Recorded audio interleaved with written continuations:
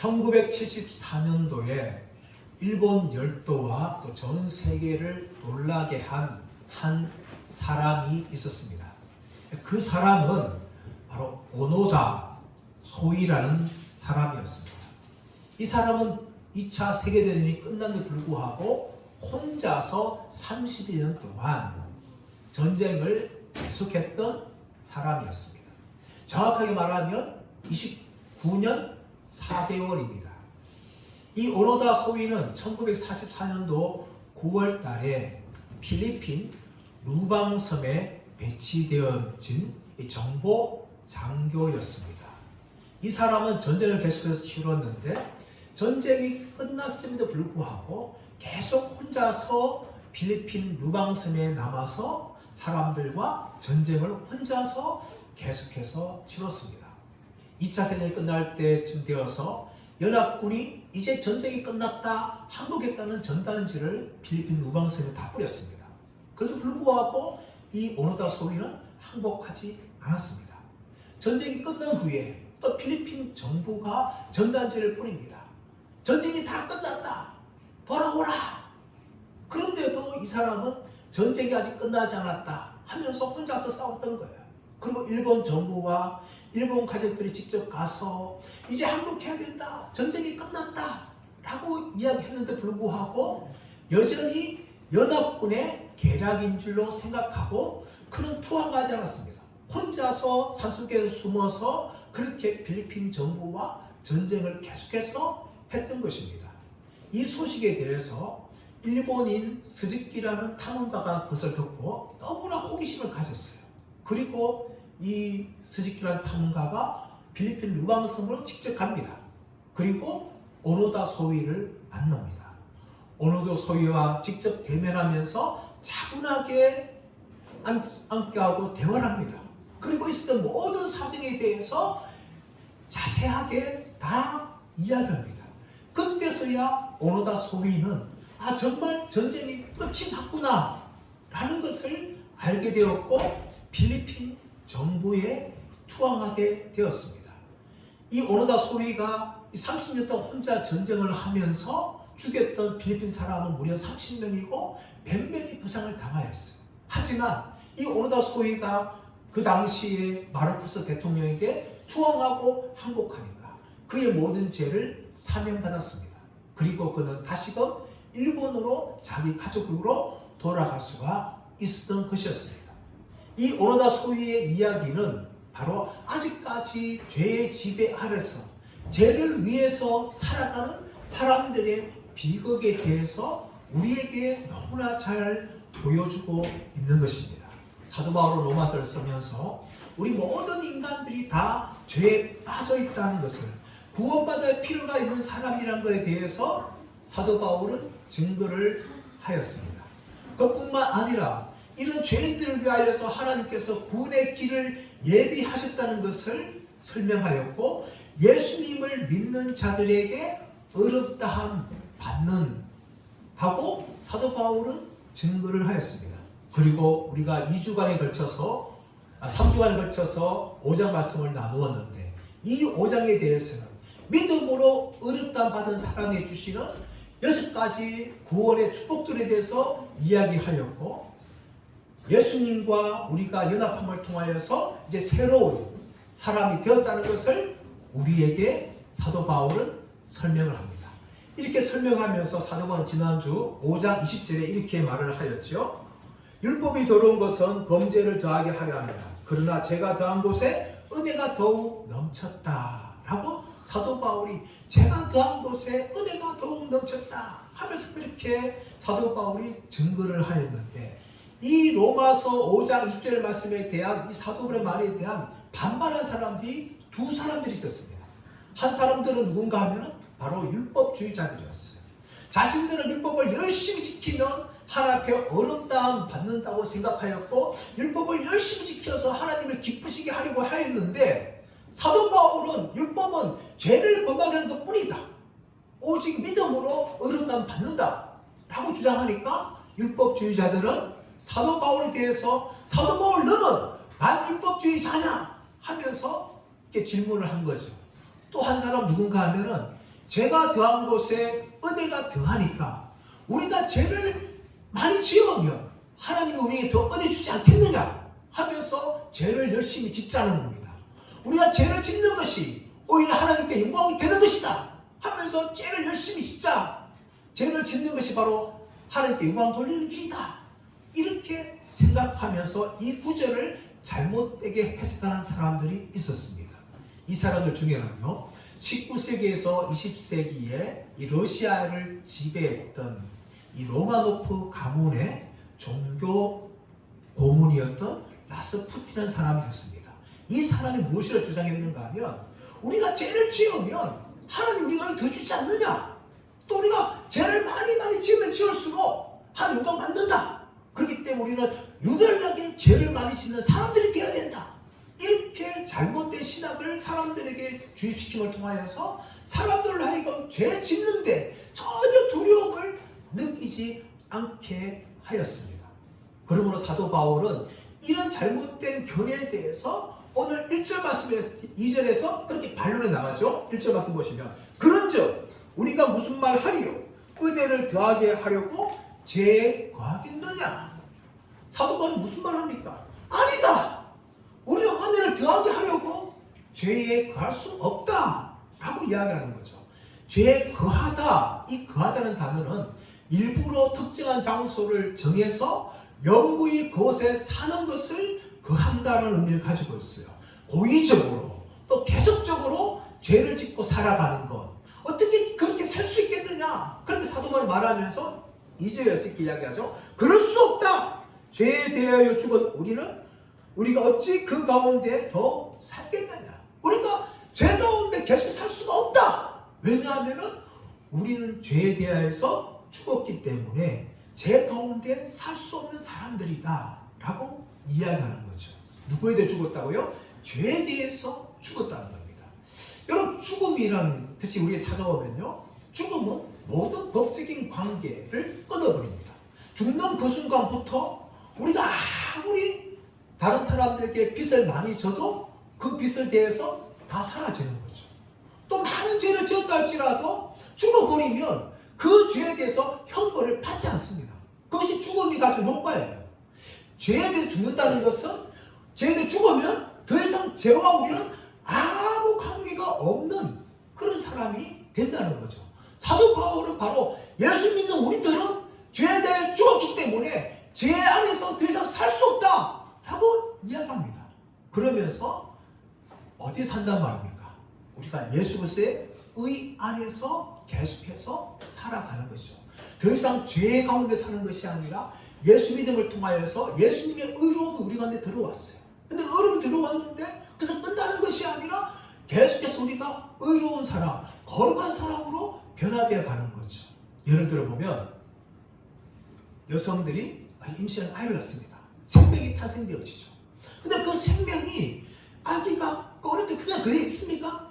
그렇지 않죠. 어떻게 합니까? 아이들이 엄마의 모유를 먹고 또 뭐 다른 걸 먹고 해가지고 계속해서 어린 아기가 아이로 자라나게 되어지고 아이들이 청소년이 되어지고 또 청년이 되어지고 어른이 되어지죠. 그것이 생명이 주입되는 모습입니다. 마찬가지로 우리 안에 예수님의 의로움이 들어오게 되어지면 그 의롭다함 받는 끝나는 것이 아니라 계속해서 우리가 의로운 사람으로 거룩한 사람으로 변화되어 간다는 것입니다.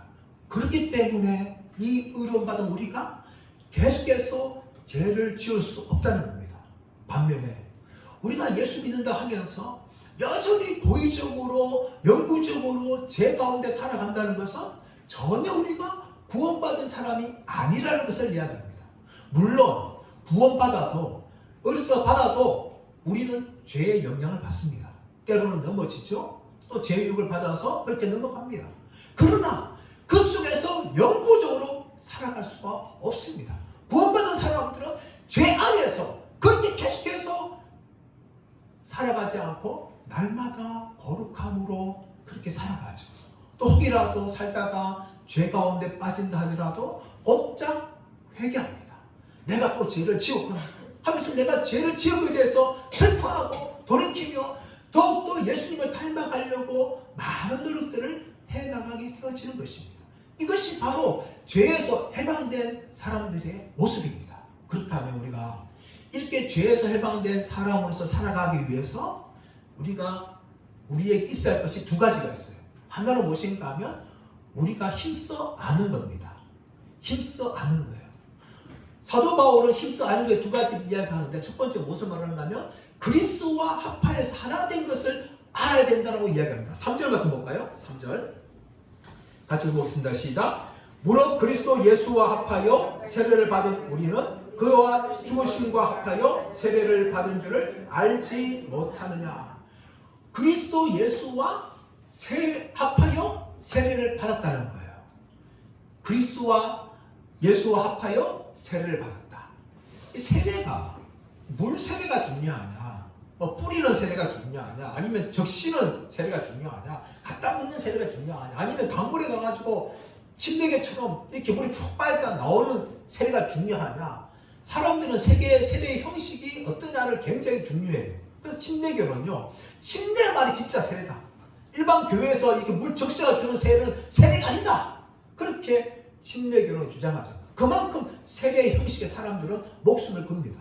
그러나 사도 바울은 세례를 물로 붓든지 아니면 강에 가서 빠지든지 그게 중요한 것이 아니다. 중요한 것은 세례의 형식이 아니라 세례가 주는 상징 의미다. 그래서 이야기하면서 세례가 무엇인가 하면 그리스도 예수와 합하는 것이다.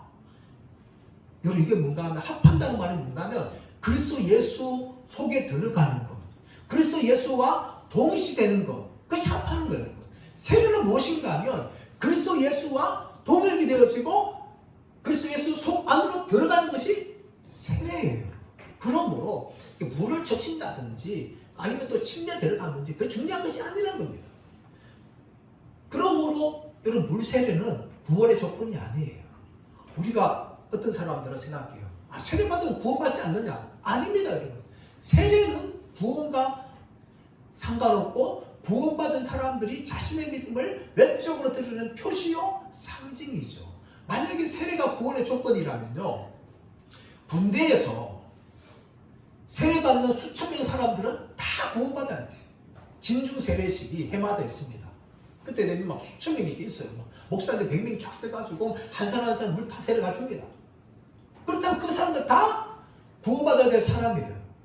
그러나 여러분, 그 사람들 중에는요, 물론 자기가 예수 믿어서 세례 받은 사람도 있지만 쪽고파리 때문에 교회 빵 준다니까, 재밌는 거 보여준다니까 그렇게 교회 사람들 많아요. 저 때 그런 사람들 굉장히 많았어요. 교회 왜 오느냐? 신병들 쪽고파리 주니까 그거 보러 오는 거예요, 여러분. 그렇게 와서 시간 지나니까 세례 받는 거예요. 교회 안도 마찬가지. 교회 안에도 자기는 예수 안 믿는데 목사집에 태어났든지 장로집에 태어났든지 아니면 교회 오래 다녀서 그런지 교회 세례를 주는 거예요. 그럼 세례 받는 거예요. 그렇게 물세례 받으면 아무 소용이 없어요. 이 세례는 무엇이냐? 바로 예수 믿는 사람들, 자기가 내가 예수님을 정말로 믿습니다 고백하면서 받는 것이 세례예요. 믿음의 결과가 나타나는 것이 세례입니다. 그러므로 사도 바울은 세례는 무엇인가 하면 그리스도 예수와 합하는 것인데, 그리스도 예수와 합한 것이 무엇인가 구체적으로 말하는가 하면 3절과 5절 말씀 보시면 그리스도 예수의 죽음과 하나 되는 것이고 그리스도 예수의 부활과 하나 되는 것이 바로 세례라는 것을 우리에게 말하고 있는 것입니다. 예수님이 죽을 때 우리도 죽고 예수님이 부활할 때 우리가 부활하는 것을 인정하는 것이 바로 세례인데, 그것은 물세례가 아니라 거듭날 때 받게 되어지는 믿음으로 받는 세례인 성령 세례를 말하는 겁니다. 그렇게 거듭난 사람들이 예수님의 죽음과 하나 되어지고 예수님의 부활과 하나 되어지는데 그 이유가 무엇일까요? 5절 말씀 보시면 우리가 예수님과 합함을 통하여서 새 생명 가운데, 4절 말씀 보시면 새 생명 가운데서 행하게 하려 함이라 라고 이야기하죠. 여기 새 생명은, 이 새라는 단어는 헬라어로 카이로스라는 단어입니다. 시간적으로 새로운 것이 아니라 질적으로 특징적으로 새로운 것이에요. 이미 우리는 다 생명을 가지고 있지 않습니까? 이런 육적인 생명과 다른 새로운 영적인 생명 안에서 살아가게 하기 위해서 그리스도의 죽음과 하나 되어지고 그리스도의 부활과 하나 된다는 것을 우리로 하여금 알지 못하느냐. 알아야 된다는 것을 이야기하는 겁니다. 두 번째, 사도 바울은 무엇을 알아라고 이야기합니까? 6절 말씀 가보십시오. 우리가 알거니와 우리 옛사람이 예수와 함께 십자가에 못 박힌 것은 죄의 몸이 죽어 다시는 우리가 죄에게 종노릇하지 아니하려 함이니. 6절 말씀 보시면 우리가 알거니와 우리의 옛사람이 예수와 함께 십자가에 못 박았다라고 이야기합니다. 여러분, 옛사람이 존재한다는 거예요. 새 사람이 존재한다는 겁니다. 이 옛사람은 어떤 사람이에요? 예수 믿기 전에, 거듭나기 전에 마귀의 종이며 하나님과 원수였고 하나님의 진노받을 대상이 바로 이 옛사람이에요. 근데 이 옛사람이 예수 믿고 거듭나게 되죠. 어떻게 되는가 하면 십자가 못 박혀 죽습니다. 죽어요. 우리는 옛사람 죽은 사람이에요. 이미 우리는 하나님의 진노받을 대상이 아니라 하나님의 자녀가 되었어요. 예수 믿음을 통하여서 하나님의 진노와 심판의 대상이 아니라 하나님의 자녀가 됐기 때문에 더 이상 우리는 옛사람이 없습니다. 옛사람이 우리 죽었어요. 우리는 새 사람이 되었어요. 근데 뭐가 남아있는가 하면 죄의 몸이 남아있는 거예요. 6절 보시면 죄의 몸이 죽어 다시는 우리가 죄에게 종노릇하지 아니하려 함이니. 옛사람 죽었어요. 죽었는데 우리 안에는 죄의 몸이 남아있어요. 이 죄의 몸이 무엇인가 하면 죄를 짓고 싶어하는 죄된 본성인 육신을 말합니다. 이미 옛사람 죽었어요. 그러나 우리 안에 여전히 이 죄를 짓고 싶어하는 이 옛사람의 본성이 남아있는 거예요. 그래서 죄를 짓는 거죠. 그런데 이 예수 믿은 사람들은 가면 이 죄의 몸을 죽을 정도로 소멸하게 하는 그 일을 합니다. 다시 말하면 죄를 싫어하고 죄를 미워하고 죄와 싸우는 일을 통하여서 더 이상 과거의 옛사람처럼 죄에 끌려간 삶이 아니라 죄의 종노릇 하지 않는 그런 영적인 새 생명 가운데 살아가는 그런 삶을 누리게 되어지는 겁니다. 그것을 알라는 거죠. 사도 바울은 죄의 몸이 죽어서 다시는 종노릇 하지 않는다 라고 이야기하는 거죠. 어떻게 가능할까요? 7절 말씀 보시면 이는 죽은 자가 죄에서 벗어나 의롭다 하심을 얻었습니다. 이것을 표준 세번역에서는요, 이는 죽은 자는 이미 죄의 세력에서 해방되었기 때문이다 라고 이야기하는 거예요. 좀 쉽게 이야기하면 주인이 바뀌었다는 거예요. 주인이 바뀌었어요. 과거에는 우리의 주인은 죄였어요. 우리의 주인은 마귀였어요. 사탄이었어요. 그런데 예수 믿음을 통하여서 더 이상 죄가 사탄이 우리 주인 되는 것이 아니라 예수님이 우리의 주인 되어져요. 그러므로 과거에는 죄의 종노릇 하였지만 이제 새 사람이 되었기 때문에 죄의 종노릇 하는 것이 아니라 예수님을 나의 주인으로 삼아서 예수님을 위해서 살아가는 삶이 되는 겁니다. 이것을 우리 한결이나 우리 현우나 또 이런 우리 남자들 쉽게 설명하게 되어지면 손흥민이가 있어요. 손흥민은 지금 토트넘 선수였어요. 토트넘 선수. 그런데 과거에는 다른 팀 선수였어요. 손흥민이가 토트넘으로 트레이드된 이상 과거에 있던 감독의 말 전혀 들을 필요가 없는 거예요. 이것이 바로 주인이 바뀐 의미입니다. 우리는 과거에는 죄가 우리 주인이었기 때문에 마귀가 주인이기 때문에 죄의 말을 들었고 마귀의 말을 들었어요. 그러나 예수 믿고 거듭난 후에는 새 사람이 되기 때문에 더 이상 죄의 종이 아니기 때문에 그 죄의 말을 우리가 따를 필요가 전혀 없게 되었다. 바로 이것이 바로 우리에게 주어진 것인데 이것을 알아야 된다는 거예요. 뭘 알아야 된다는 거예요? 이것을 알아야 된다는 겁니다. 두 가지를 아는 것을 이야기했어요. 하나는 뭐예요? 예수 그리스도와 연합한 사람이라는 겁니다. 예수님의 죽음과 예수님과 부활과 연합함을 통하여서 새 생명 가운데 행하게 사람이라는 것을 우리가 알아야 된다라고 이야기하는 것이고, 또 하나 뭐예요? 옛사람이 이미 죽었어. 그리고 새 사람 되었기 때문에 죄를 멸하여서 다시는 종노릇하지 않는 삶을 살게 된 사람이라는 것을 알아야 된다는 거예요. 이것을 알아야 여러분 죄 짓지 않는 거예요. 이것을 모르고 있는 맨날 그 죄의 권세에 시달리는 거예요. 죄로 자유함이 없는 겁니다. 해방받았기 때문에, 벗어났기 때문에 이제 우리는 하나님의 백성이 되었는데도 여전히 불구하고 죄의 종노릇을 하려고 그렇게 연약한 삶 살아가는 것이 많은 사람들이 잘못 범하고 있는 실수입니다. 그러므로 우리는요 알아야 되는 거예요. 내가 예수님과 연합함을 통해서 예수님과 함께 죽고 예수님과 부활함을 통해서 이제는 새 생명을 행할 수 있는 사람이 되었다는 것을 알아야 됩니다. 더 나아가서는 우리가 신분이 바뀌었다. 옛사람은 죽었고 새 사람이 되어서 더 이상 우리는 남에 있는 이 죄의 본성과 싸우고 미워해서 더 이상 죄와 종노릇하지 않는 그런 삶을 살게 된 사람이라는 것을 우리가 알아야 된다. 첫 번째 알아야 된다는 것을 이야기합니다. 두 번째는 여겨야 한다. 따라하겠습니다. 여겨야 한다. 11절 말씀 볼까요? 11절 말씀. 이와 같이 너희도 너희 자신을 죄에 대하여는 죽은 자요 그리스도 예수 안에서 하나님께 대하여는 살아있는 자로 여길지어다. 여기라는 거예요. 어떻게 여기라고요? 죄에 대해서 죽은 자.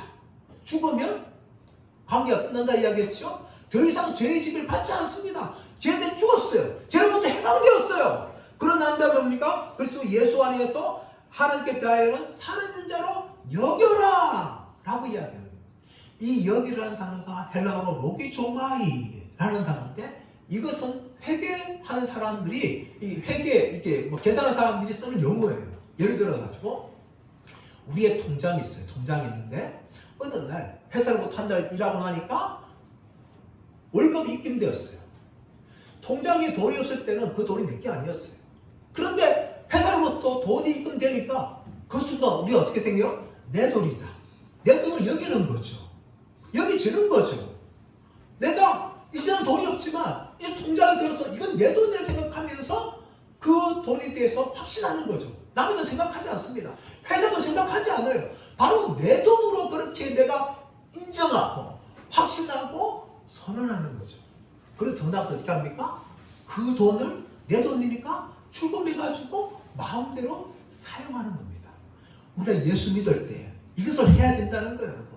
예수 믿는 사람들은 죄에 대해서 죽은 자며 또 하나님 앞에서 살아있는 자라는 것을 우리가 스스로 인정하고 선언해야 된다. 그리고 더 나아가서 그것을 사용하고 누릴 수 있어야 된다 라고 이야기합니다. 단지 통장에 있다는 거 그것만 끝나지 않아요. 아 저거 내 돈이지. 내 돈 지금 수천만 원 있어. 수억 있어. 그걸 알고 있으면 뭐합니까? 그것을 내가 인출해가지고 사용하고 누릴 수가 있어야죠. 그게 진짜 내 거 되는 거 아닙니까? 마찬가지예요. 성경은 우리를 향하여서 너는 죄에 대해 죽은 자다. 그리고 하나님께 살아있는 자다. 그렇게 여기라고 이야기하는 것은 단지 머리로만 알고 있는 것이 아니라 나의 삶에서 실제적으로 그렇게 여기고 살아가라는 것입니다. 이것을 모르면요 이런 일이 발생하는 거예요. 미국에서 옛날에는 노예제도가 있었어요. 근데 아브라함 링컨에서 노예제도가 폐지되고 노예들이 다 해방이 되었습니다.